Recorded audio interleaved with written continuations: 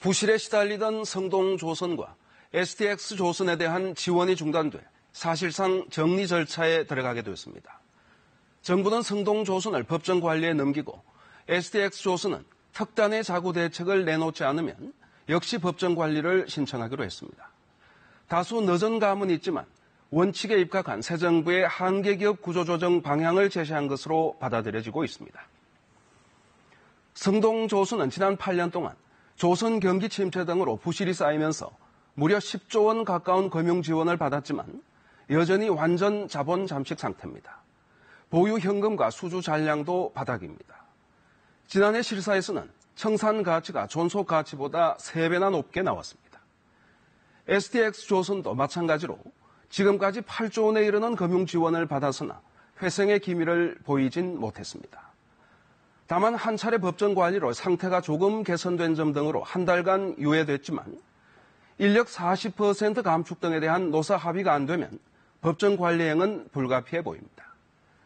두 회사 모두 벌지는 못하고 국민 세금으로만 연명해 오면서 구조조정 등 자구 노력 없이 안주했던 예견된 결과입니다. 여기에다 정치적 논리 등으로 밑빠진 독에 물만 부어왔던 것입니다. 고속성장을 거듭하던 조선업계는 그동안 일본과 중국의 맹추격으로 경쟁력을 거의 잃어버렸습니다. 다른 산업도 이렇게 안 된다는 보장은 없습니다. 문제는 지역 경제와 근로자들입니다. 정부는 해당 지역의 유동성 지원과 함께 재취업과 전직을 위한 지원에 적극 나서기로 했습니다. 회사나 개인이나 고통은 피할 수는 없지만 법정 관리에 한 가닥 희망을 걸 수밖에 없는 상황입니다. 이들 조선업계와 함께 한국GM과 금호타이어 등 부실 기업에 대한 처리 방안을 놓고 엄청난 후폭풍이 일고 있습니다. 중소업체 가운데도 빚으로만 버티고 있는 한계 기업들이 우리 경제의 발목을 잡고 있습니다. 무엇보다도 때를 놓쳐서는 안 됩니다.